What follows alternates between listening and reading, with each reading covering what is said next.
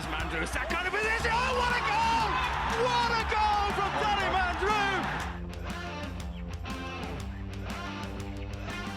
The shot comes in! Oh, what a screamer! This is the real heart of soccer, quite frankly. Oh my God, what a finish.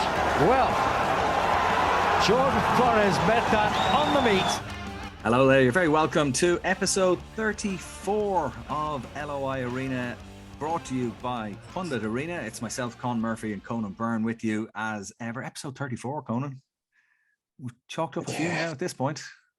Yeah, we have, absolutely. Over the last number of years, I know it's great to be working with Pundit Arena now, and a fantastic first season that we've had. So, I can't believe that we've gone through 34.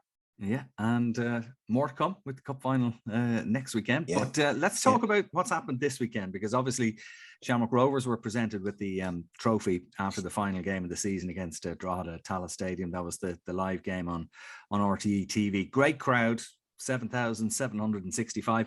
Funnily enough, I was in the shop about 2 hours before kickoff, and there were fellas coming in trying to buy tickets off the street then, and obviously they were being told at that point, sorry, the game is sold out, which is like, it's great to see, you know. I mean, it's terrible for the fellas going in trying to get a ticket for the match, but you know, had the new stand been built, and it is on the way, the fourth stand at Tallaght Stadium, you know, there would have been more than 7,765. Absolutely. And I suppose those lads must be on social media, because Shamrock Rovers were tweeting throughout the day about the numbers dwindling in terms of the tickets being on sale. But it's just fantastic to see, not just it's not just Tallaght Stadium, it's around the country where we're seeing fantastic crowds. And I'm not going to say COVID was a blessing, Jesus. What I'm saying is that I think it's opened up our eyes to what is on our doorstep, and that sense of live entertainment that the League of Ireland can bring. I think it also helps seeing that players that have played in this league that has gone on to international recognition, some players still in this league, been international stars, particularly at Shamrock Rovers. So, it's fantastic to see, and hopefully things like it's not just the men's game. We see today in the women's National League, the women's FAI Cup final, the Evoke Cup final, that there's over 3,000 at that, which is a tremendous crowd for women's football. And and something to build on. I mean, you'd like to see that improving the way it has for the women's international team. I mean, they're starting to fill Tallaght Stadium now, which is great for the international games. But I think I tweeted at some point after the game the other night that, and I'm generally a bit of a glass half empty merchant, but I just get the feeling, I was looking at the pictures from Ballybuffet, for example, and the crowd packed in behind the goal there when Finn Harps were scoring those goals. Great crowds in Sligo as well. The match between Dundalk and Derry City had a great crowd. There is an element, maybe, obviously Bows have been getting great crowds all season, and Pats have been getting very good crowds as well. I mean, they've had a very good season, but I think you might be right. I think also the fact that going to a match is an outdoor activity, which at the moment, you know, if you're going to go out for entertainment, it's probably safer to go to something outdoors than go to something indoors. So maybe that's been a touch of a factor as well. But I think the quality of the games has been really good, and just I think you haven't hit the nail on the head there, Con. I think it's key that the on-field entertainment is fantastic, with players that I've touched on that are playing here, that are doing really, really well. Other so-called bigger clubs are taking them over, and they're starting to get international recognition because they're fantastic footballers. But I think, as I said, the young players coming through, they're exciting so many people. Yeah. Johnny Kenny at Sligo has been a prime example of that. Now, you know me by now, Con, I hate putting pressure on young people's shoulders, but I'm just talking about, as there are fantastic young players in our league that are. Well, he's a great example. Who signed another contract to stay now. You have the likes of Darragh Burns at St. Pat's. I mean, it's really exciting to go and watch young players who are uber talented like him. Even Aidomo Maku at Shamrock Rovers. I think you're going to see a lot more of him next season. but he played in the under-19s with Johnny Kenny, the international team. Derry City have a couple of great young players coming through. I mean, Ronan Boyce, stands out, I think. And so, yeah, I mean, it's happening, I think, and there just seems to be a bit of a feel-good factor. I don't. Maybe I'm losing the run on myself. I don't know. Maybe I'm getting too carried away. No, I don't think so. But I was just, and again, I know I'm scratching an old record that we've played before here, but the number of young kids at the match the other night wearing their colours and excited to be there, supporting their local team. Fantastic. And by the way, fair play to Drogheda, because they brought a great crowd down to Tallaght the other night for a match that was, a nothing game, really. I mean, they weren't going to, it wasn't going to change their position in the table. But they made lots of noise and they contributed to the occasion. So it was really good. Graham Burke's first goal, the equaliser, I thought was a brilliant goal. And then he got the winner before the end. So I suppose a kind of I mean, we didn't mention this. We've our guest this week, Stephen Bradley, is going to be with us shortly. And a lovely way for him and the team to sign off at Tallaght. Yeah, absolutely, yeah. And funnily enough, they come from behind yet again. It's 28 points they've won from winning positions, which is extraordinary, really. 28 points from losing positions, you mean? Sorry, they've gained 28 points from losing positions. That's an amazing stat. Yeah, absolutely. Especially considering the amount of late goals that Shamrock Rovers have scored. Like top of my head, there's St. Pat's, there's the Longford games as well. The other night, I know they'd won the league, but they still they never give up. And I think you might put it down to fitness, you might put it down to confidence, but I really do think there's a strong self-belief in that Shamrock Rovers dressing room that's instilled in the players from those experienced lads, likes of Ronan Finn, Alan Mannis. I think they're going to miss Joey O'Brien massively in that dressing room, Con. I'm not involved with Shamrock Rovers, never have been, never will be. much as you would love to have been at some point in your career. But just from a sense of people talking about the character that he is. Yeah. And I remember when we were talking to Joey O'Brien on this podcast earlier on this season,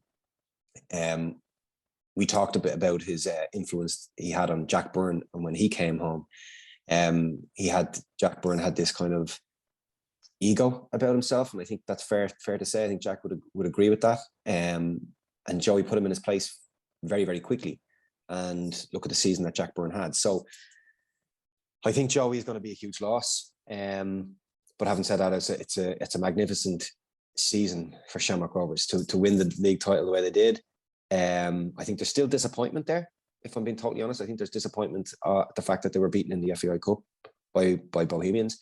I think there's disappointment the fact that they couldn't get to the group stages of the Europa Conference League. But there's always the chalice is the League of Ireland Premier Division trophy, and 2 years in a row it's a fantastic achievement, and I think they'll dominate for the next few years as well. 16-point winning margin as well. I think the biggest gap since Bows did it back in 2008 when they had a 19-point margin from Pats, but 16 points, great winning total.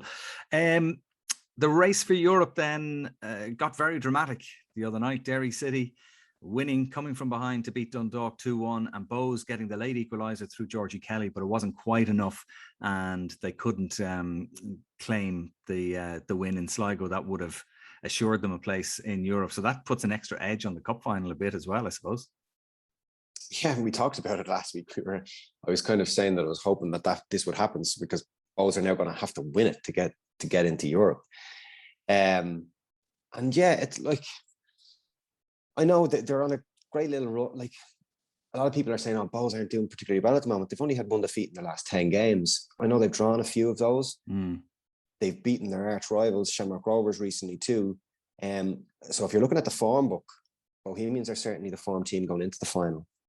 Yes, you might say that it was a poor end to the season, not picking up that fourth place, which I believe they should have got.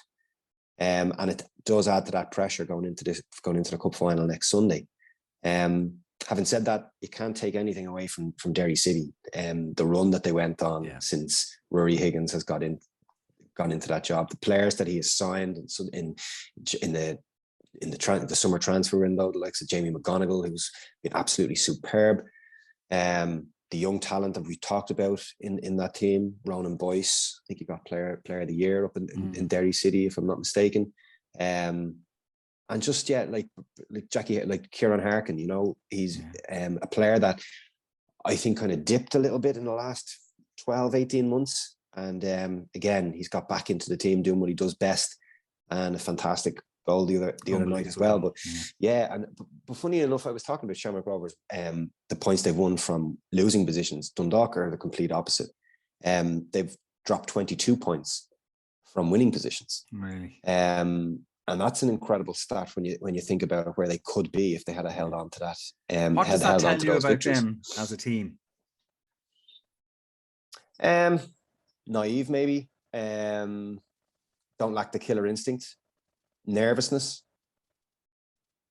They're just from if somebody threw that stat at me, that they're the things that pop into my head straight away. Like obviously they go a goal up. Obviously that's the stats are telling us that, and they can't hold on to their lead. So there's a reason behind that. Confidence, self-belief. You could put a lot of things on it. Obviously stuff that goes on within the club this year is going to make a huge impact on their performances on the pitch, and I think that's been very evident this season. Con, I'll be honest with you, I was extremely disappointed that Michael Duffy didn't come on at all during the game against Derry City on Friday night, given the services that he has given to Dundalk FC over the last number of years. Having said that, though, I know what Con, you know what I'm going to say, don't you? And I can see it from their point of view as well. You know, here's a player who's going to be playing for Derry City next season. Derry need to win to have a chance of getting into Europe. He will obviously want to play in Europe, and no matter what, I know you'll say, "Oh, professional pride, you want to go out and win." Absolutely. At the same time, somewhere subconsciously, there might be some element of, I'm not going to shake a leg here. Who knows? And I can see 100% why he wouldn't have been played in the game. I would totally support the management's decision there. Well, I'd have to disagree. Just because the character that is Michael Duffy. Yeah, and I'm not casting aspersions on his character. I know you're not. I know he's a straight guy and he's a great player, but I can just see from Dundalk management's point of view, if for example, he made a mistake, gave the ball away, Derry scored a goal, the Dundalk fans could look at that and say, that looks terrible. And it's all ifs and buts and what might have been. But all I'm saying is I can understand why they didn't play him. We'll have to agree to but he's the second top assist player in the League of Ireland this season. He's got 11 assists. You're 2-1 down. You're not going to get Europe. It's a farewell. Yeah, it's a case of like. Yes, it would have been an impossible task for them to gain that European place. Yeah, and just to keep him on the bench. I'm just talking from a player's point of view. If that was me and I gave all those years of service to that club, and on my last ever game, I wasn't brought on, I wouldn't be too happy about it. Yeah, it's a bit because no matter what happens, you're questioning me now. You're questioning my professionalism by not playing me. Number one, and by not bringing me on, you're definitely questioning. Yeah. At the same time, they're pissed off that he's leaving. And maybe it's a bit of a two fingers to him for, but the service he gave the club down through the years. I'm coming around to your point of view. Actually, you're kind of winning me over on that one. And for the fans not to be able to give him the send off that his service deserves. Yeah. Okay, you win. Is this for being recorded? I hope you're there. I hope people are. He'll come back and haunt them next season. Wait till you see. Well, to tell you what, Con, I said if I was him, I'll be all for it now after that. I know it's not the fans, but in terms of I'll start getting a bit annoyed now. I don't want you to get but... upset now. Don't get. But I know exactly. Again, I know exactly what you're saying. He's going to come back next season, and he'll be so fired up when he walks in the door of that dressing room in the Oriel Park. Yeah. Definitely, yeah. Congratulations to Ollie Horgan, 100th win as Finn Harp's manager, and what a amazing win it was. 5-0 against Longford. Some great goals in that game as well. Ryan Connolly strike an absolute peach of a goal. So while they were winning 5-0, Waterford and Pats finished 0-0. So it's Waterford who go into the playoffs against UCD after they beat Bray in the first division playoff. But for Harps and for Ollie Horgan, again, another season in the Premier Division. Great crowd, great buzz up there. Great. All we need is the new ground now. Excuse me, I was just about to say that all we need is the new ground. And like the job that he's done up there doesn't get the recognition that it deserves. I'm not, I'll be honest with you, Con, I'm not really too pleased with his antics on the sidelines.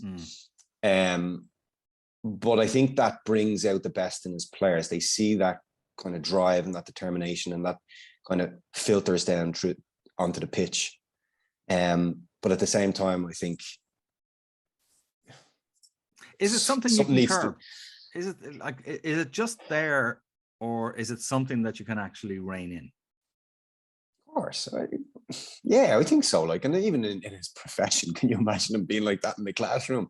Absolutely not. I'm sure that he'd be getting phone calls every evening if he was like that in his classroom. But at the same time, I think it's Ollie Horgan. And I think a lot of people will kind of give it that's okay because it's Ollie. But it's not, you can't be like that all the time on the side of a pitch. And I'm a big fan of Ollie, and I love what he's doing. And what he's done is remarkable. He probably is going to say to his players that they're going to get relegated next season already.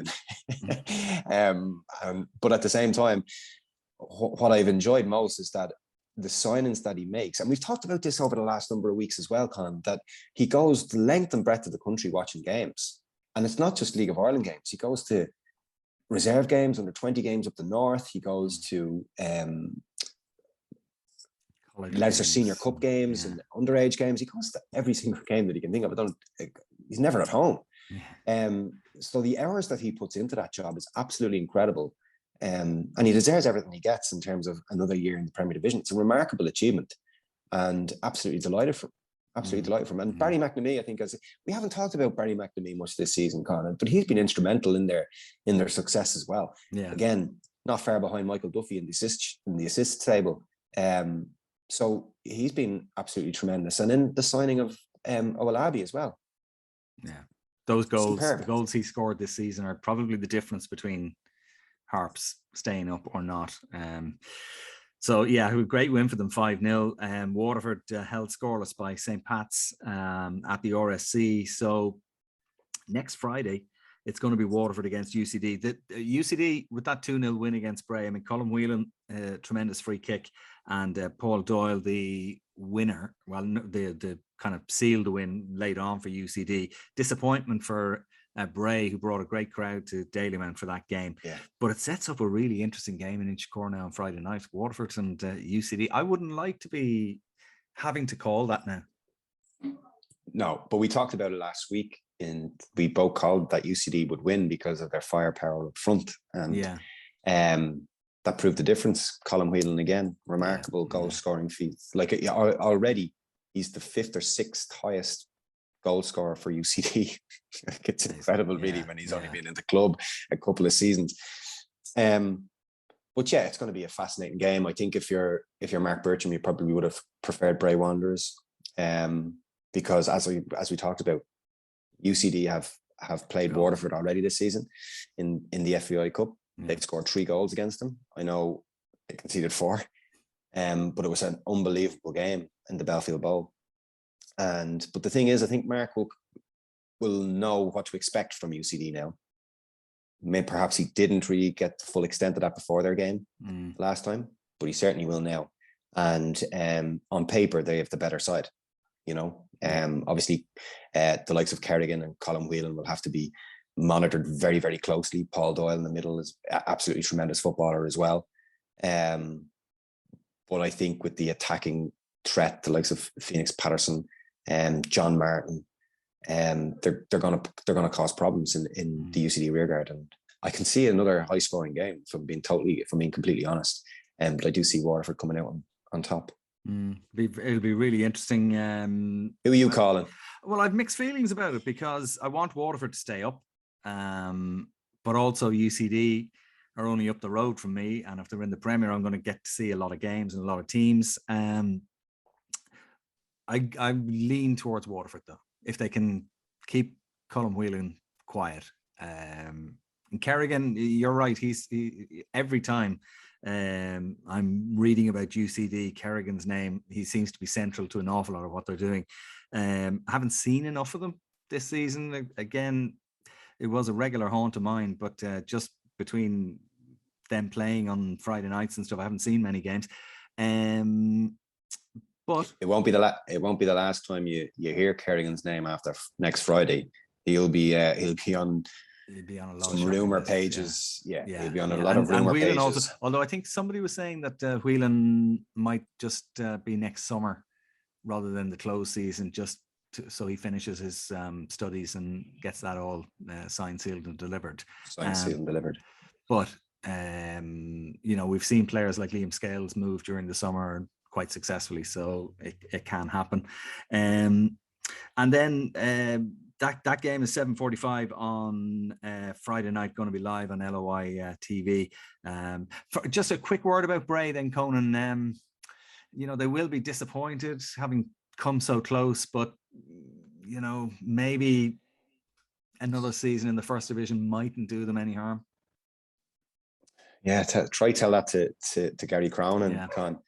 I just think in terms of the two, like last year, they were just so close to getting that automatic promotion. And that was just so disappointing for them when they lost out to Drogheda. I think it was the last day. It was the last day they lost out. And then they have this time around, they get to the playoff final and they lose again. It's heartbreaking for them, really. Yeah. But as we talked about, they didn't have the firepower up front. They didn't score enough goals all year.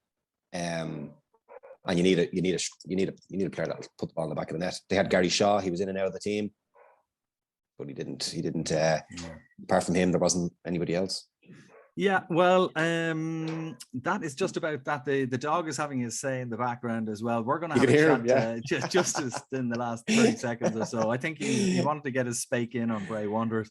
Let's have a chat with Stephen Bradley, because last Friday was Stephen's 37th birthday, and what a way to celebrate it by lifting the league trophy. So here's our chat with Stephen Bradley. Stephen, thanks a million for joining us on LOI Arena. Really appreciate it. And first things first, congratulations, back-to-back league titles. Not easily done. You must be very proud. Yeah, thanks very much. Really proud of the players and the staff. Conan knows what it's like to win in this league, and it's difficult, but to retain it is extremely difficult, and credit to the staff and the players, because it takes tremendous hunger and desire to go and do that, every day, every week, and the players deserve all the credit, because they're the ones who cross the white line and show up, and no, I'm extremely proud of the group. You see, you say the players deserve all the credit, but surely the management team deserve an awful lot of credit as well, because you guys are the conductors of the orchestra, if you like. Yeah, well, look, I'm very, very lucky, Con, to be honest, because I'm the front of it, and I understand I have to take the stick when it's gone wrong, and I get the plaudits when it's gone right. But I have Stephen and Glenn behind me that make sure I can make sure I can stand out in front and take the plaudits when it's gone well. And them two have been fantastic for me. They've allowed me to do my job. You have Tony McCarthy, you have Jose, you have Darren Dillon, Mal, John, Jerry. You have a really, really, really big and brilliant background team behind me that allows me to concentrate on the Friday nights, and that's massively important as a manager, because there's 101 things going on every day within the club, and for me to have that trust in them shows how good they are. So it's a bit embarrassing for me when I'm doing these podcasts. I'm standing in front of RT and I'm collecting the trophy when really there's a team there, and I can only thank them because they truly allowed me and the players to get on with our business, and they take care of everything else. I don't have to worry about Monday to Friday. I just have to focus on the Friday, which is a fantastic position to be in.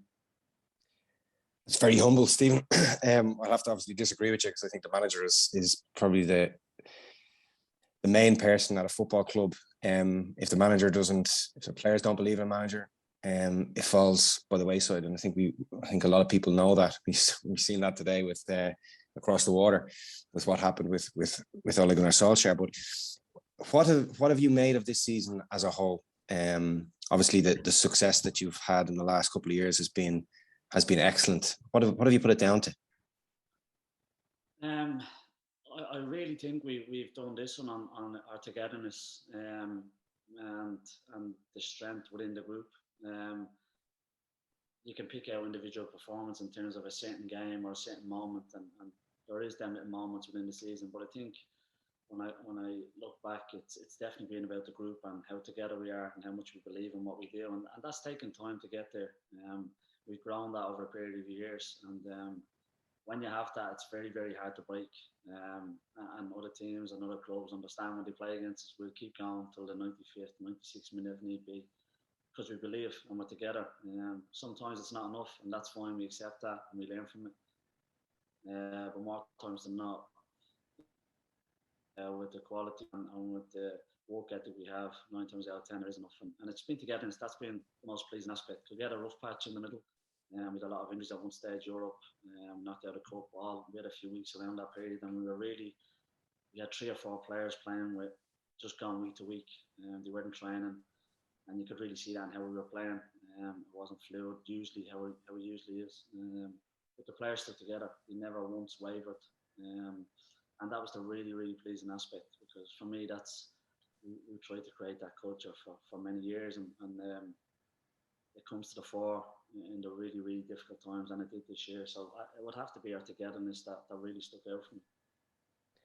How do you instill that self-belief that you have had all season? Like all those late goals, they're no fluke.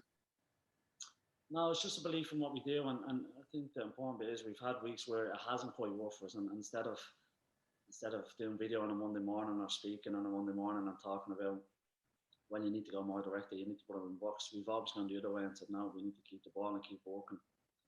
Even though we've lost the game, and we might lose the next week, but it's always been about the bigger picture for us. Because you can't chop and change. You've got to really believe in what you do. And if we believe it, the players believe in it, and you understand that that's our way. We don't come away from that. And that's really, really important. We stuck to that from day one. And like I said, the easiest thing in the world to do in football is kick it from A to B and hope something happens. And we've lost games because we haven't done that at times. But the bigger picture is over the course of a season, it will come good for you. And thankfully it has. I suppose going into this season, losing players of the quality of Jack Byrne and Aaron McEneff, I know you brought in some serious reinforcements, but at the same time, when you lose players of that quality, was it a concern for you going into the new campaign? Yeah, it was, Con. It was a real concern. We took out in my opinion, 2 of the best midfielders in the country the year before they left. And between them, you're talking 35, 40 goals in terms of assists, goals. So it was a massive concern. It'd be the equivalent of taking Michael Duffy and Patrick Coban out on Dock when they're at the best, Shonny Maguire and Kieran Sadler or Stephen Dooley out at Cork when they were at the best. Conan Byrne out of Pats. I'll go Conan and Chris Forrester. So so that's what we were losing, and I know we're laughing there, but he's actually, when you go down through the years, there's always them couple of players that you don't want to lose because they're vital to the attacking part of the pitch, and that's what we took out of our team. But again, it was about, we hadn't built this on individuals throughout the years, and we needed to remember that it wasn't about one individual or 2. it was about the team. Yeah, your individuals shine within that, but it was about the team and how we play. We knew it would take, that's the spine of your team really. So we knew it would take a few weeks for us to get up and running with the new players, to understand how we do things, how we play, our movements, our timing of our movements, when to do them, when not to do them. So the first few weeks I was worried about, but we got through them weeks, and then we got in a stride, and we were very good for a really good period of the season. We lost our way a bit mid-season, and then we came back strong. So, but losing them two was a worrying time, definitely. In terms of Dylan Watts this season, I've noticed that he's changed his technique a little bit in terms of his delivery from set pieces. Was that something that you talked about, or did he just do that himself in the training ground? No, I think Dylan, that's natural, Conan, to be honest. I think Dylan, like you said, his assist this year from free kicks, corner kicks has been brilliant. That quality is there. But for me, the really pleasing aspect of Dylan this year, he's matured. He's matured so much on and off the pitch. I think you can see that in his performances this year. I think I mentioned the other day, himself, Danny, probably Georgie, Kelly, Tierney, and Patchen have been the best players in the country for me. And Dylan's really gone to a really high level this year. When he's really at it and at his top level, we're a very difficult team to play against, because he can play from one area of the pitch to the other very, very quickly off one or two touches with real quality. Not many players in this country can do that. And Dylan has really stepped up, and it's brilliant to see. And he's been fantastic. And obviously, you throw in his assists, his deliveries, but no, that's on Dylan. He's done that. He's done the work. He came back really early in pre-season himself last year, and made sure he was ready to go. And he's really stepped up to the mark. I'm just thinking with Jack Byrne coming in. Sorry, Conan. With Jack coming back now, you have an embarrassment of riches in midfield, really. Danny Mandroyo, I mean, you mentioned him, his performances this season. Dylan Watts has been just so good. Jack Byrne, that's, I mean, without mentioning the likes of Gary O'Neill and, you know, several others as well. It's probably a bit worrying for the other teams in the league, actually, when they look at that. Yeah, but it's really important for us, Conan will understand where I'm coming from. When you win the league, you have to want to go again. It can't be a thing of we're okay, because as soon as you think we're okay, St. Pat's or Derry or Sligo will come and take you very, very quickly. And we've seen that over the years with teams. And again, that's not to say they won't do that in any way, but we can't rest. We can't think we're okay. We've got to keep improving. We said to the board, this is how we improve on and off the pitch. And thankfully, they've listened and backed us. And that's been brilliant, because we've done our work in terms of the last few years. We've been successful, but we can't think that's enough. We can't think that's going to be enough next year. We got to think that we have to go again. And that has to be the mindset and the attitude. If I come off that attitude and that mindset, or Stephen does, or Glenn does, or the players do, well then we don't belong here. That's not what we've built, and we got to keep going on. We've won the league. We'll enjoy it for a night or two, but it's done then, and we need to get ready for the next one. And are you happy, sort of psychologically, for Jack coming back, that he'll be in the right place, having left the club with the view to sort of moving on, and now here he is back again? Yeah, look, I don't. When you understand Jack and you know him, he's a really, really clever man. He gets the game. His football IQ is really, really high.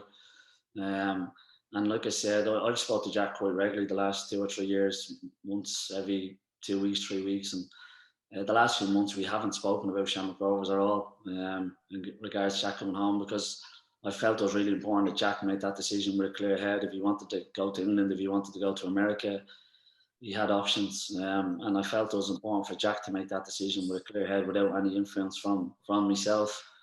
And when I sat and met with him last week, it was so clear in my head that he was so clear in what he wanted to do. Made everything so easy for me. There was no persuading. Jack is home because he wants to be home, and that's really, really important. He wants to come home. He's hungry to win. He's hungry to improve us. He's really, really mature. the Jack one we signed a few years back is a different Jack one now. He's ready to go now, and yeah, we can't wait to get him started. But it was really important. We gave him that space in that time and allowed him to make that decision. And thankfully he chose to want to play football in Ireland for the next few years, which is brilliant. Why do you not think it worked out for Jack away from Ireland? Because we all know the talent that he has, and we were all hoping that he was going to do fantastic things in Applewell. What do you think? Why do you think that it just hasn't happened for him?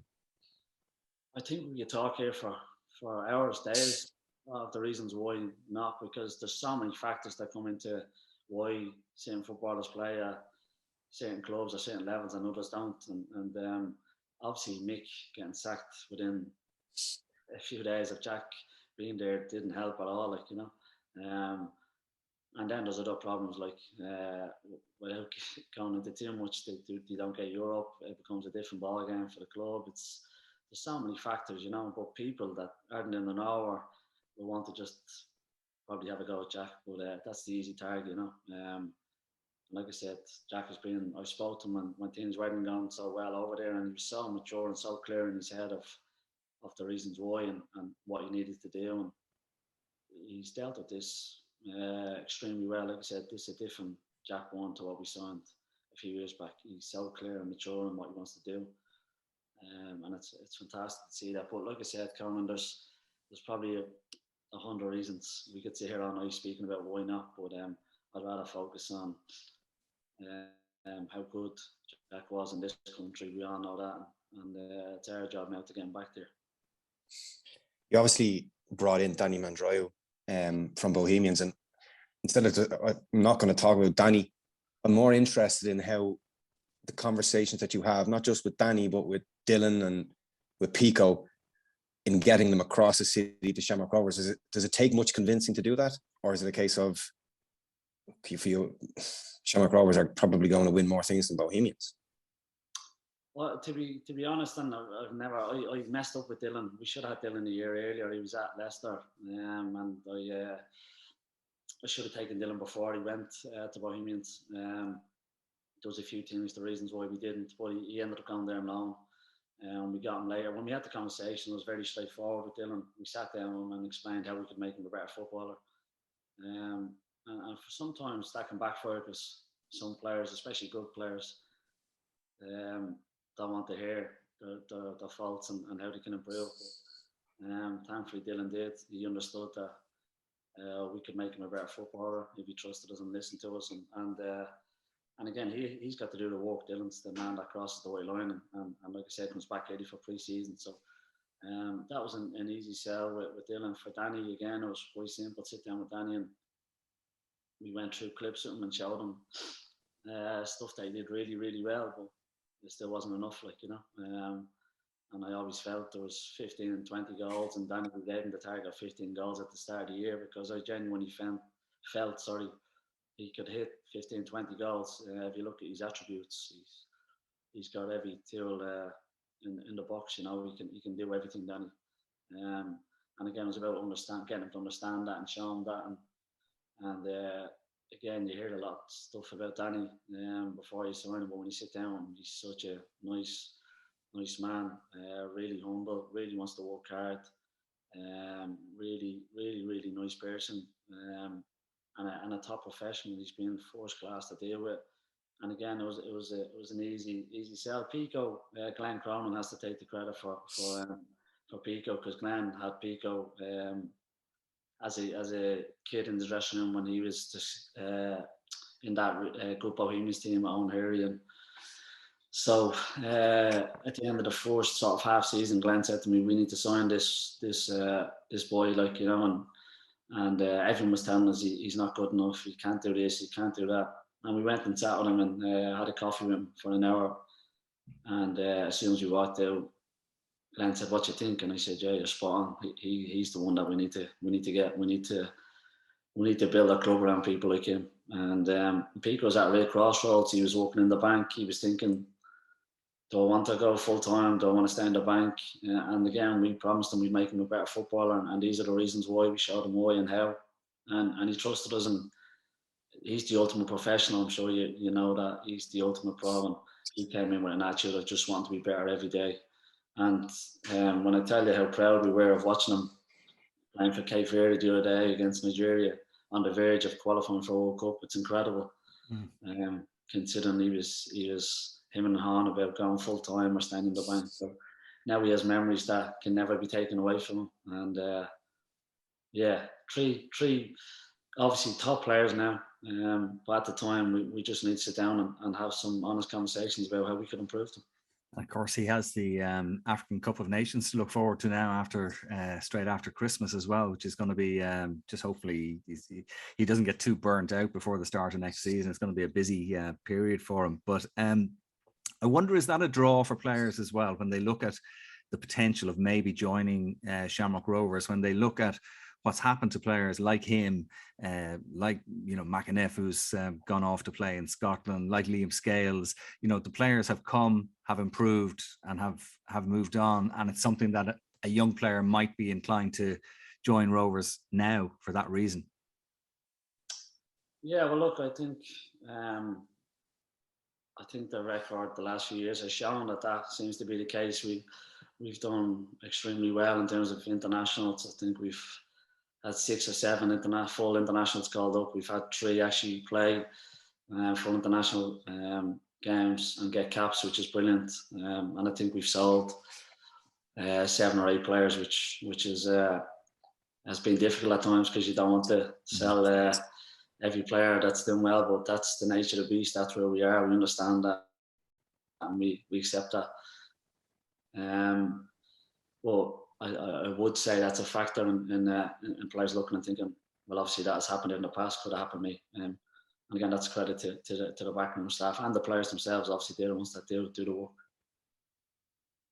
I'm actually just going to take you back to the start of your Shamrock Rovers career. I was only just talking with Con earlier on that you were only 32 years of age, taking over such a big club. It was your first job in management as well. Was there any trepidation about taking the role, or was it just a case of, this is me?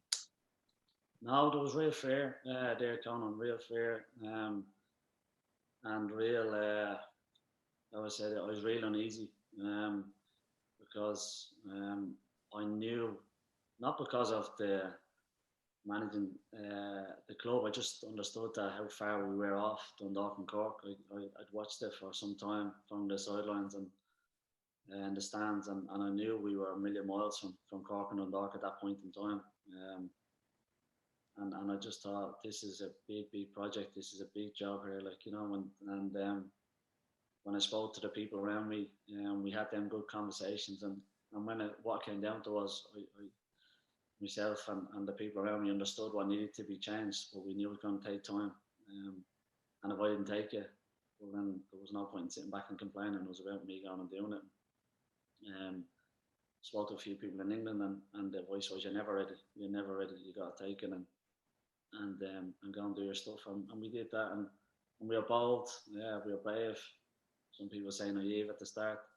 Well, it had to be done the way it was done. It had to be done, and well, I knew it wasn't short term. There was too much to do. We were too far behind in every aspect, and so there was a bit of fear, there was a bit of worry, a bit of uneasy, but it was enjoyable. It was enjoyable at the start because everyone was down us, but we knew where we were going, and we knew we were getting better. Where every month, every year, we knew we were getting closer to the top 2, and eventually we caught both, which was pleasing.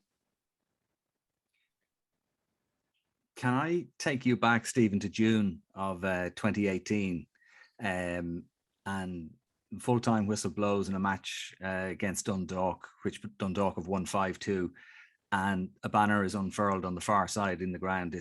It's not working out. Enough is enough. And you're looking across at that banner. What's going through your mind? I was fine, Con. I really was, and the reason I was fine because we've made a decision that week to allow Graham to go and play for Ireland. Understanding we were missing him for that game was about the bigger picture. It was understanding that Graham plays for Ireland, it becomes more valuable for us. We knew he was going to get sold either way because the clubs that were interested, and that money we were going to lose Graham either way. But if we play for Ireland, he's worth more. and would allow us to build for down the road. So everyone thought we were crazy for letting him go and we were going to take a hit. No problem. We understood that was going to be the case. But it was about, well, this will help us grow next year.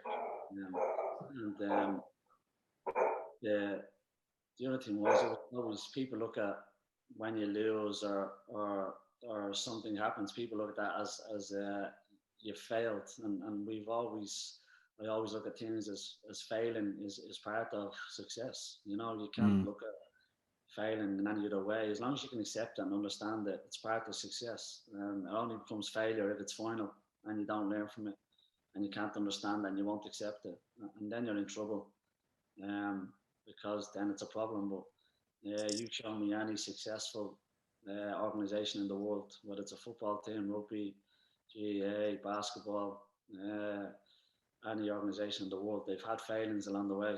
And like I said, failing is a massive part of success.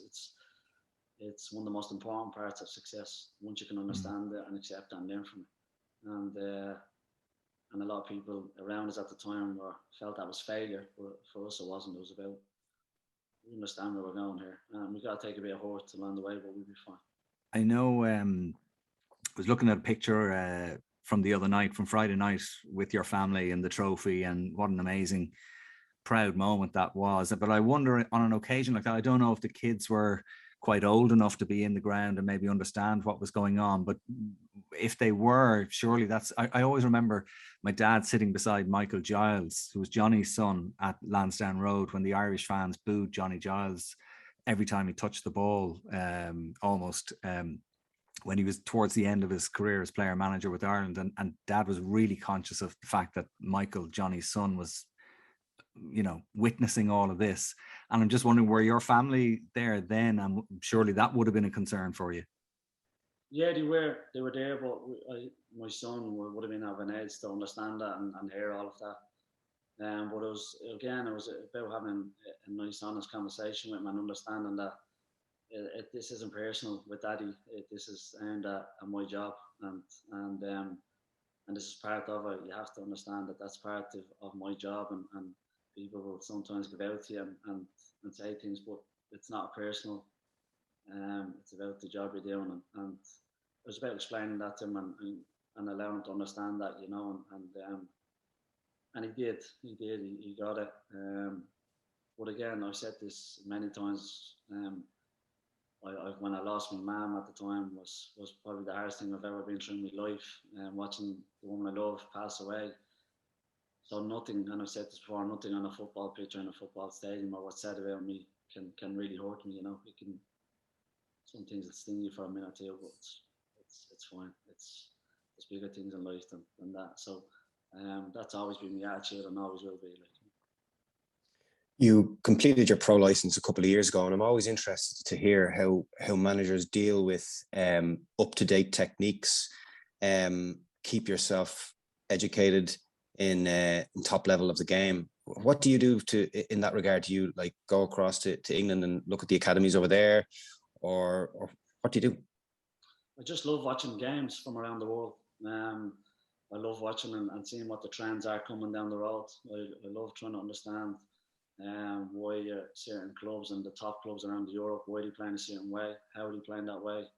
And usually if you watch it in real detail, you'll see a trend coming. And that's really, really important to stay ahead of the game. If you don't embrace change, you will be the change. And it's really important you embrace it and understand that the game is evolving so quickly every year, every week. And if you're not willing to move with that and understand that, you're in trouble. Like I said about us being successful, what we did last year is not going to be enough next year. So we need to keep evolving and changing. And I just love watching the teams around Europe and trying to understand why they play this way, why they're changing. Don't have to be the top teams. Sometimes the best managers are with the top teams, and you can really get a look and a feel for what's coming down the road if you really watch these managers and teams in detail. Sometimes it reaffirms what you're doing is good, really good, and you just need to improve it. And sometimes it reaffirms that some of the stuff you're doing is wrong and needs to be changed. So for me, that's the most important. We can get lost in it as coaching staff and as a manager. You can get lost in the game, And if you get lost in it and just go week to week, you can be in trouble. Like, you know, you have to be on it and you have to understand it and come outside of it.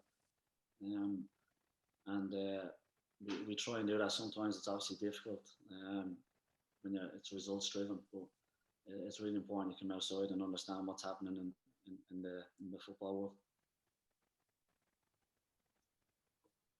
I'm just thinking, Stephen, you come across as a very thoughtful character, very measured in all the interviews that you do on television before and after the games and stuff. And I don't see the Stephen Bradley that goes head to head with Keith Long on the touchline at Dalymount. What happened? Like, what was said there? What was going on? Well, I just wanted to find out why Danny Mandrew was booked for celebrating a goal when he didn't leave the pitch. I didn't take his shirt off. That's all I was asking. And then before I know it, Keith Long nearly jumped on my back. So yeah. Are you saying it's all his fault? Yeah. We gave each other a hug and went our separate ways. But obviously it worked out better for Keith in the end. He win the game 3-1. So it's there was nothing in it. It was no, there was nothing in it. I was asking why Danny hadn't got booked, and he wasn't happy. In terms of your relationship though with the other managers in the league, generally, would you say it's good? I could say yeah, and they could probably tell you something different. No, I'd like to think. Look, it's every week. When you're against them, obviously it's for 90 minutes. You're not their friend. You can't be. It's you're trying to do the best for your club. They're trying to do the best for their club, and that's the way it has to be.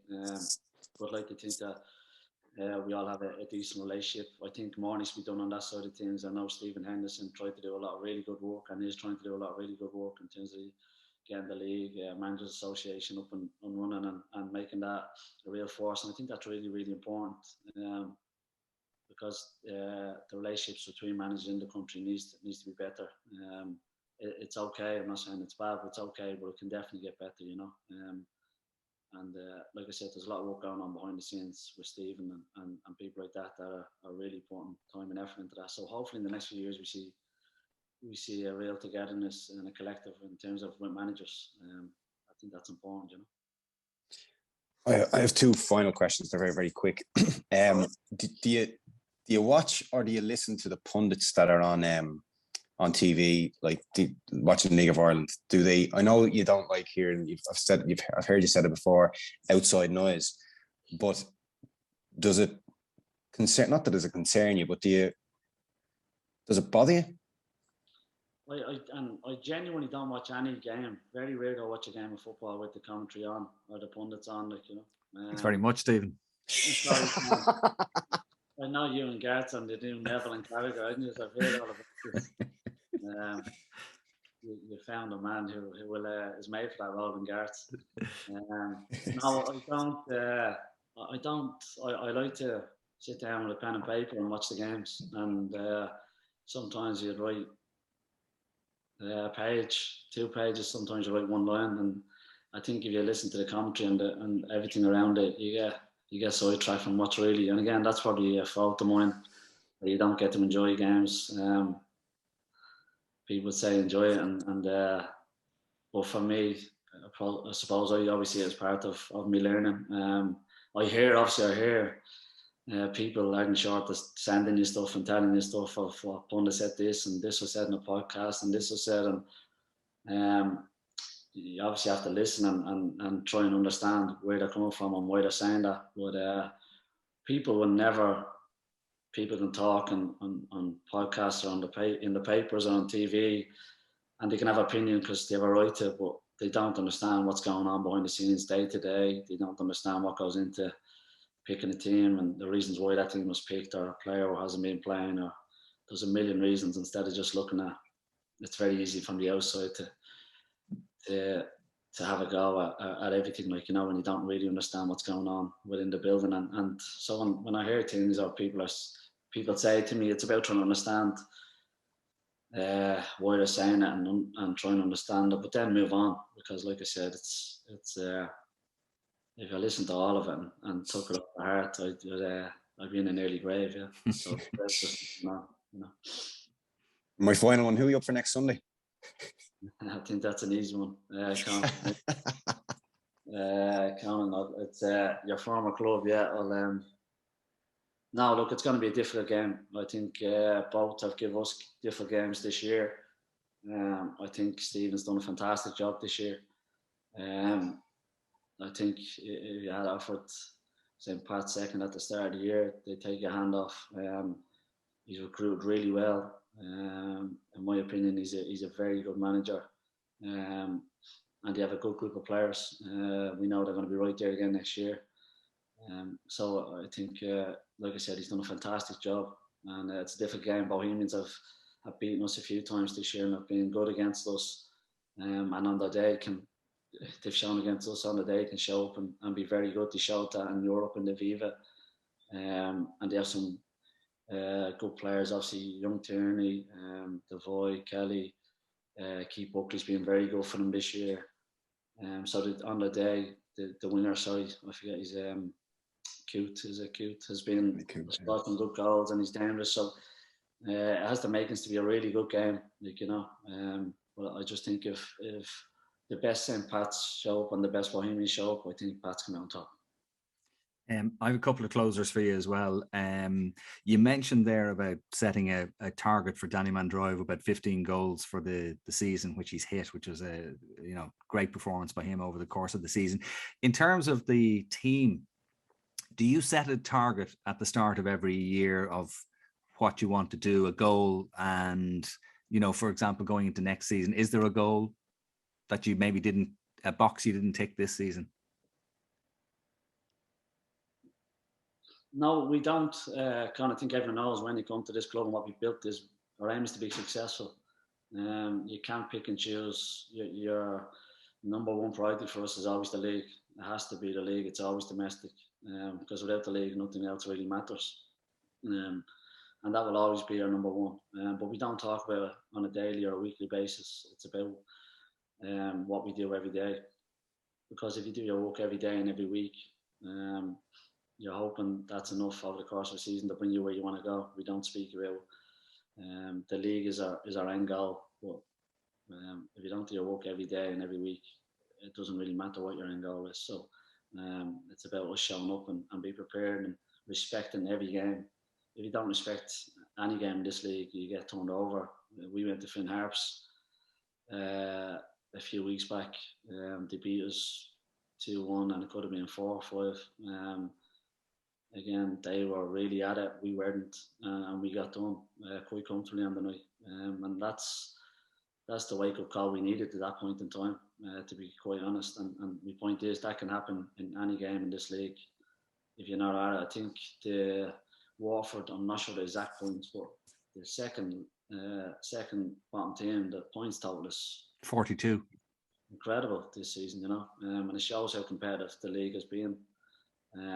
And every team beating every team. So that just shows if you're not at it in any given week, you can get turned over. So sorry, I've gone around the houses there. You need to focus on the next day, the next week. We all know why you're here. You're here to be successful. But do your work and trust what we do, and I'll take us there. Couple of other very quick questions. Just a word about Joey O'Brien. I know a lot of people have had their say at this point, but I'd be interested to hear what your assessment of his contribution has been over the last few years. It's hard to sum up how important Joey's been for the club as a whole. He's been fantastic. He's been immense on and off the pitch. I said he obviously came in as a footballer. That's his number one job. But Joey's real contribution has been around the training ground and in the dressing room, and driving standards and creating a culture and holding people to account for our standards. That's Joey's really, really important work has came off the pitch on a Friday night. He's obviously brought his quality on the pitch. You can see that he's positioned. I'm sure people will look at Joey when they're videoing us and saying he's the one to get at.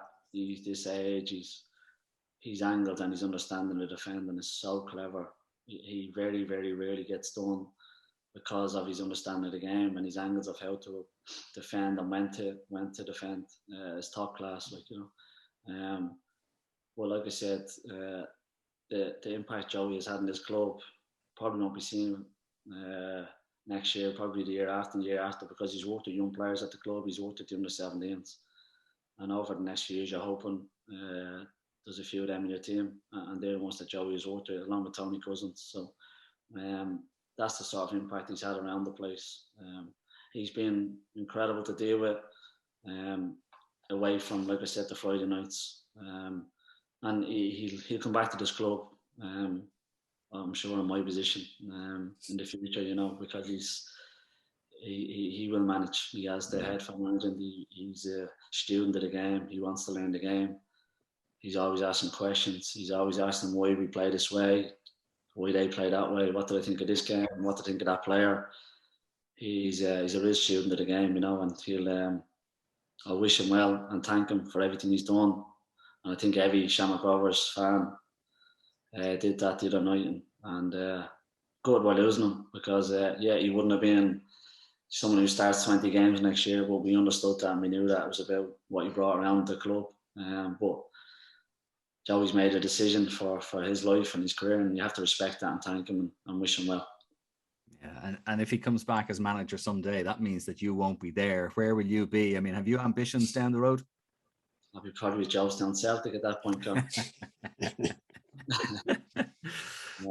Seriously though, have you thought about, I mean, obviously, you know, nobody's pushing you out the door. Everybody's very, very happy to see you stay in Tallaght for as long as I think you want to stay, as the way things are going. But from your own point of view, do you have ambitions to, I don't know, go abroad somewhere?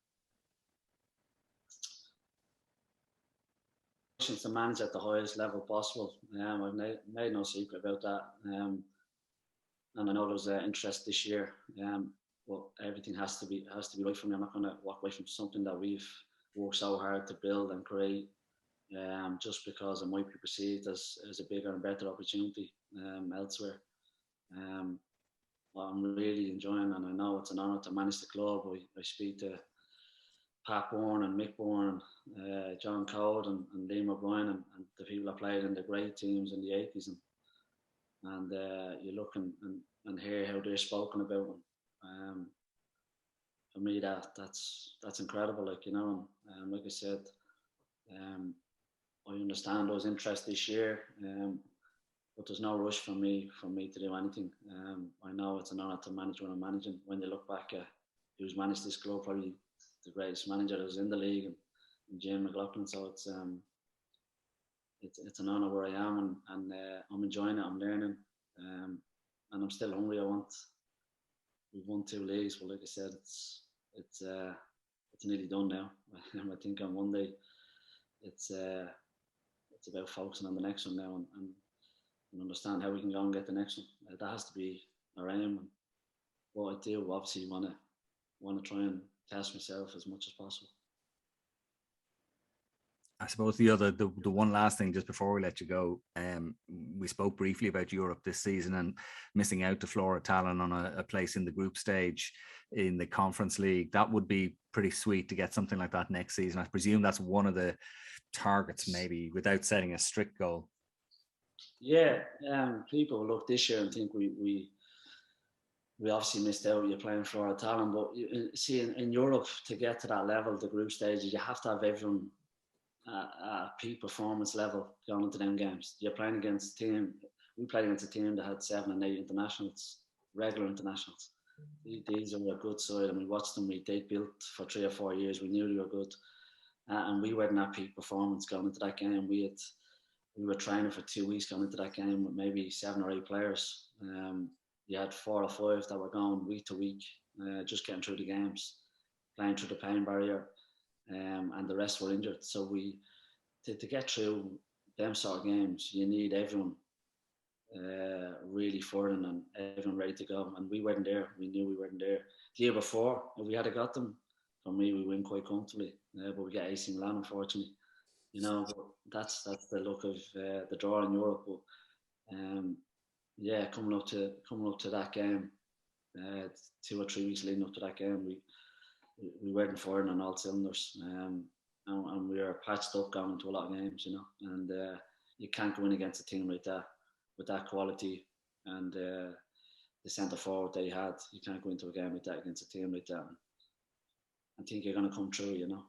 Still not good enough, not excuse. We gave away terrible goals, sloppy goals from our point of view, really poor goals over there. But I just knew we weren't at our best going into them games. And I have one very last. Sorry, Conan, I've kind of taken right. over the last couple of questions here, but this is the last one. Have you any scoops for LOI Arena in terms of new faces we might see in Tallaght next season? No, we're obviously still trying to improve. No, nothing to report. No, I know we've signed 4 players according to everyone else, but we haven't. Yeah, and we're just conversations are happening though, are they? Yeah, of course. Yeah, conversations are happening and have been happening, and we will try and improve again. I'm really happy with the group. There's been very little change. Obviously, Joey. Other than that, we keep the group together and we'll try and improve, which is we haven't been able to do for the last few years. So it's going to be really important for us the way we play, that we're not reintroducing it to 4 or 5 players next year, which is important. I just have one final statement to make. Mero told me to say that he absolutely adores you, and he's a big friend of the pod, Stephen. So I had to say it for him. No, it was he's a hooligan. I'm not sure how he's still let go the games, Mero. But he's fantastic. I always see him at the games, and it was great to talk to him back in the lockdown. And yeah, no, he follows us everywhere he goes to games. I seen him away with Ireland there last week watching Ireland. Nice, yeah. So yeah. Proper fan, I think they say. Fan, and actually, this is the very, very last thing. Just a word on the crowd at the other night. 7,765 in Tallaght. I was saying to Conan earlier on in the programme that I was in the shop a couple of hours before the match, and there were fellas going in trying to buy tickets, but it was obviously sold out at that point. So it could have been well more than that as well. Just given the whole COVID thing that we went through and all the empty grounds that you had to play in, you know, for the league title last year, it must be really, really sweet to hear that noise and hear people singing, you know, Stephen Bradley's Green and White Army and all that. What a difference it makes.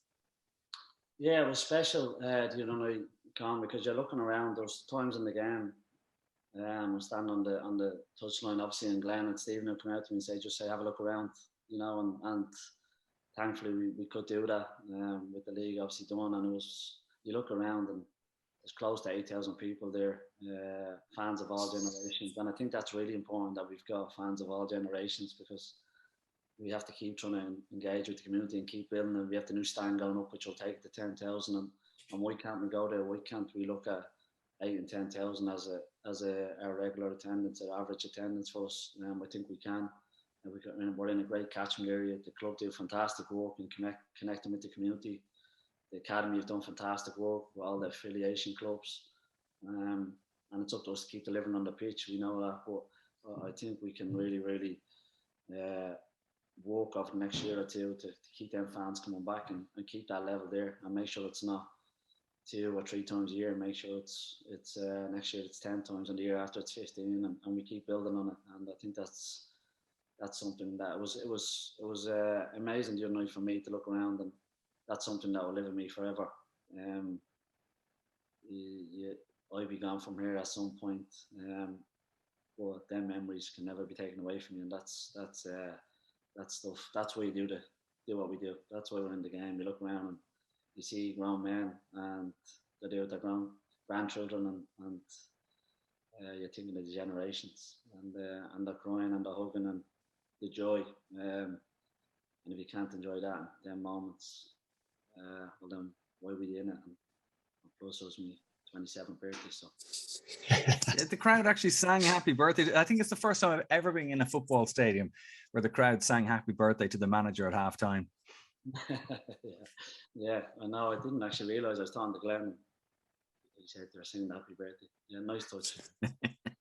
Well, listen, Stephen, congratulations again on another amazing campaign. I mean, to win the league by 16 points, as we were saying earlier on, it's a bloody good record, you know, and it's something you should be very proud of. So thanks a million for coming on the LOI Arena podcast and talking to us as well and giving us your thoughts on the season, and the very best of luck going ahead into next term. Thanks, Conan. Thanks very much. Really appreciate it. Thanks, Stephen. Cheers. Come here, by the way, why did you never sign Conan? He keeps asking me, ask Stephen why he didn't sign me. My legs were gone. If he was looking for too much money, the usual story. Why am I not surprised? Yeah. Conan, again, I haven't seen you since your dad, so I hope you're doing well. Really thanks a million. Really appreciate it, Stephen. Thanks very much indeed. And again, thanks very much for everything throughout the season. Really appreciate it. Conan, thanks so much. Yeah, take care. See you later. Bye-bye.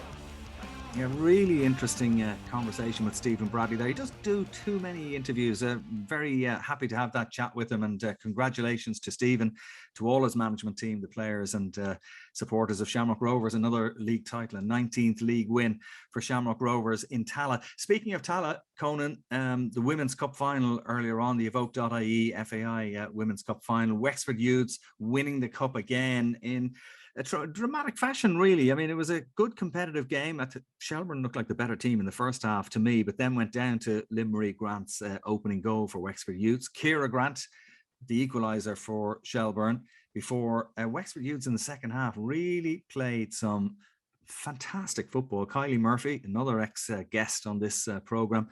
And then the third goal, I was going to say the winner, but the goal that kind of sealed the victory from Adele Kennedy, an absolute belter of a shot from Adele Kennedy, and another cup going down the road to Wexford. Delighted for him. Absolutely delighted for him, and thrilled for Kylie Murphy as well. Remember her on the show a couple of months back, she was saying that everybody's just talking about Shelburne and Peamount, and in terms of the league it kind of was, but nobody ever gave them hope at all of challenging in any department. And in Kylie, that would just drive her on more than anything, is people not speaking highly enough of the players that are at Wexford Youths. And Kylie Murphy herself, she's, in my opinion, she's the best player never to receive an international cap. Yeah. And it's a travesty that she never has done, because she's a tremendous footballer. And her goal today was absolutely beautiful as well. A great ball by the player of the match, Ellen Malloy. And we're going to hear countless stories about her in the future, international with Ireland and forever. I've no doubt about it. She's a star. But thrilled for Wexford Youths, and as you talked about, the icing on the cake, Adele Kennedy's fantastic third goal. Yeah, and in fact, I mean, that she hit the chance that she had after that, where the ball was moved down the field, first time passing all the way down to her on the edge of the box, and unfortunately she sliced the ball wide. Had that ball gone in, it would have been, I think, in my opinion, unquestionably the goal of the season, and it would have been like one of the best ever goals scored in a cup final, if not the best ever, but it wasn't to be. It went wide, but they're not going to complain. The crowd as well, we touched on it earlier on, over 3,000. I would love to see 5,000 at the Women's Cup final. I think that should be the target for next season. It's got to be doable. You see, I think the problem at the moment is, and I would cut the FAI a bit of slack on this, they're obviously promoting the upcoming women's international matches, trying to get the crowds in for those two big important matches which are coming up. They're promoting obviously the men's FAI Cup final. They've been promoting the international games for, well, I know the game against Portugal didn't take much promotion, but they've been pushing things, different things at the same time, and trying to create an interest and create a buzz, and it's difficult when there's so much other stuff going on.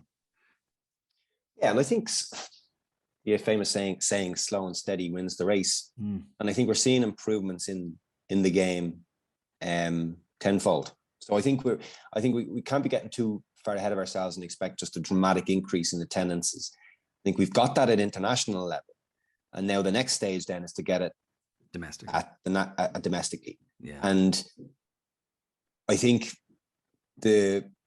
having international players on the pitch today really helped get the number up to 3,000, if I'm being completely honest. But yeah, you're right. I think we need to get more. But for Wexford Youths, their third win in 4 years, it just goes to show that they're not going anywhere. They're a force to be reckoned with, and as I said, chuffed for them. The other thing was the live TV coverage. Again, this was kind of more prime time. The previous finals, where they were before the FAI Cup final, was like 12 o'clock on a Sunday afternoon. It wasn't exactly, hitting prime time audience. Whereas this evening, 5 o'clock game, 5:30, whatever it was, it's better for a TV audience, and people who watch that match will have enjoyed it. The quality of the game, Edel Kennedy's goal will be replayed over and over again. And so that exposure, again, credit to RTE, they're showing the next two women's internationals. They've shown them all in this campaign, the home games. So it's about visibility as well, and not to forget TG Carr for, they came in late, I know, on the women's league matches, but I think that's, again, a little acorn that could grow into something as well. So, we've got on very optimistic tonight about everything, haven't we? But you have to. What's wrong with me? It looks the part as well, Con. I know some people might say, the women's FAI Cup final should be held in the National Stadium as well. But ask the players. Ask the players if they'd prefer to play in an empty stadium where you might have only their family members there at 12 o'clock on a Sunday. Where you're on at a very good time on a Sunday evening. Playing in a I'm not going to call Tallaght compact stadium, but it's a stadium where you can it looks pretty well. On the TV with the attendance that there was there today. So I think in relative terms, I think it was a fantastic showcase. Oh yeah. And it kind of, in a way, Tallaght is becoming the home of women's football, with the international team now very well settled in there, and you get a great atmosphere at those games now with the international team, and it'd be lovely to see that progress for the women's teams as well. It goes back to what you were like, I think, was it last week or the week before? I was talking about Peamount playing out in Greenogue, and it doesn't look good on television. No matter what they do with it, and that's no disrespect to Peamount, but it's not a football stadium. And that was a proper stage for those teams today, and they really performed. So congratulations again to Wexford Youths. Talking about proper stages, have you any idea, by the way, have you heard what the ticket sales for the men's final is next week? A couple of days ago, I think it was 25,000, wasn't it? But, is it? But surely it's going to be more than that. As I said to you, if it's not less than 33, I'd be very disappointed. Very. And if it's not, I'll know why. In terms of the promotion hasn't been great. I haven't seen any promotion of it on the TV yet. Haven't seen any billboards up, or I know Pats themselves are doing it. Bows are doing their own little bits, but I think it has to come from the league. I think it should be there should be promoted ads on social media about it. There should be the social media channels of the league itself should be blitzed with cup final exposure in terms of talking to interviews with players, interviews with managers, everything like that. Just to kind of hype it up a little bit more. And so we talked about this last week, about getting people out there talking about it on the daytime television programs and things like that. But I don't know. I do feel, though, that it's at 33,000 to see an FAI Cup final, given what we talked about earlier on, the 7,500 people that were at Tallaght Stadium on Friday night. Surely there's going to be at least 33 at the national final, which I'll be so disappointed if there isn't. But I'll be absolutely chuffed, Con, half full that there will be. Yeah, well, let's keep the fingers crossed. Now is the time. Okay, the women's final is over. Now is the time to, if it hasn't happened already, to really give the men's final a push. Pats, with that draw, you were making the point that you feel going into the final that Bows are kind of the form team in terms of what we've seen on the pitch. I think so. I think just for a couple of reasons as well, Con. I think that, like, with with the fact that, look, there's pros and cons to it. Some of the pros that obviously they've played at the Aviva Stadium this year, they performed very, very well in front of crowds at the Aviva Stadium. Their young players have that kind of international recognition, as international experience as well, where they have played in top level games and played magnificently in them. So there's no fear there in youngsters anymore. Whereas when I was younger, it certainly was. There was a fear instilled in you that you had to overcome yourself. But also you kind of have the uncertainty around Bohs at the moment in terms of the players that are going to be at the club. The likes of Ross Tierney obviously is gone, but the other rumours going around that Keith Buckley is heading off on his travels, and Georgie Kelly's not going to be around next year, and Liam Burt there's a lot of talk around his future, and other players as well around the team. Is that going to cause a bit of tension within the dressing room between the manager when he's trying to sort out these contracts over the last number of weeks? Does it cause that a little bit of unrest? Maybe. But then again, as I talked about Michael Duffy earlier on, as a professional footballer, you're playing in a cup final. You're not going to go out and perform below 99%. Yeah. So I take that kind of argument with a and pinch of even salt. if there are one or two who are going to be moving to wherever they're going, they will want to go out on a high, I'm sure. But yeah, I know what you're saying though, that it could be.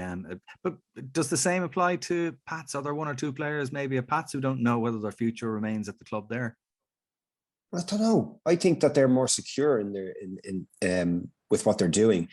I'm not saying the Bohs players don't love Keith Long when I say this, but the players at St. Pat's adore Stephen O'Donnell as their manager. I don't know the Bohs players enough to be able to say that. But knowing some of the players in the St. Pat's dressing room, I can say that wholeheartedly, that they're really, really enjoying playing for Stephen O'Donnell.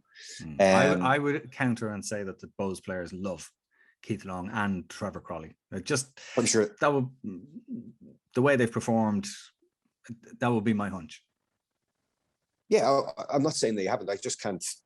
You know me, Con. I like facts. So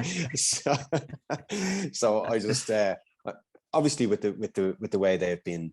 Well, I'm not going to say with the way they've been playing because they finished fifth, but you can kind of see from their performances, especially against Shamrock Rovers in the big games, that they're well able to compete at that level.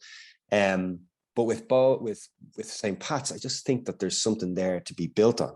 Now, if you're going to ask me who do I think is going to win, which I'm sure you're going to do, I'd still say Bohemians. And the reason, and people will say, oh, you're just trying to take the pressure off Pats. Pats don't have a good record in cup finals, Con. But does that count to this current batch of players? Well, it counted to the 7 cup finals previously to the 2014 one. So absolutely, I feel it definitely does. But at the same time, there's players in that if Pats can keep Georgie Kelly quiet on the day, they have a fantastic chance of winning the game. With Georgie Kelly's goals that he has this season, the 21 that he's got in the league alone, he's been their main man. Obviously, the likes of Dawson Devoy has done really well. Ross Tierney has been brilliant. Liam Burt has chipped in with a few goals. Ali Coote has been sensational, in my opinion. And I think that main role of Georgie Kelly is so vital, and he will be the key player, I think, on Sunday. If he does well against the St. Pat's rear guard, I think Bohs will win the game. So that's what I'm saying. I am saying Bohs. Yeah. How long ago did I tell you that Bohs were going to win the cup?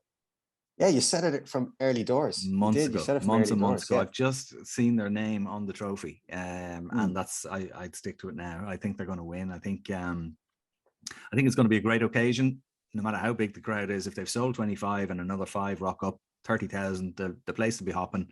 It'll be a great day. I'm so looking forward to it. And I'm thinking that, Derry City might send a few fans down to support St. Pat's, because obviously, a win for St. Pat's and Derry are in Europe. So there is that extra layer to the story as well, which I think is really interesting. But I just think Bohs are going to edge it. But we'll know in our next program.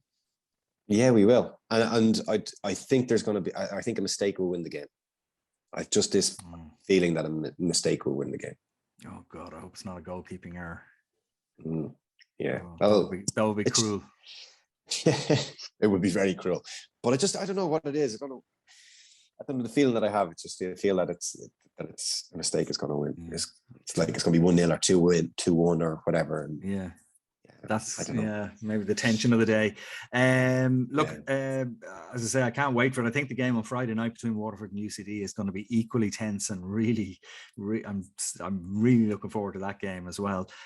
So the games keep coming, albeit the league season has wrapped up again. Congratulations to Shamrock Rovers and to Pats and Sligo for assuring themselves of a place in Europe. We'll see now whether it'll be Derry or Bohemians, the other team in Europe, but big week ahead of us. So for the moment, Conan, thanks a million to Stephen Bradley, our guest on the program this week. Really enjoyed that conversation with him, and we'll talk to you next week. Take care, Colin.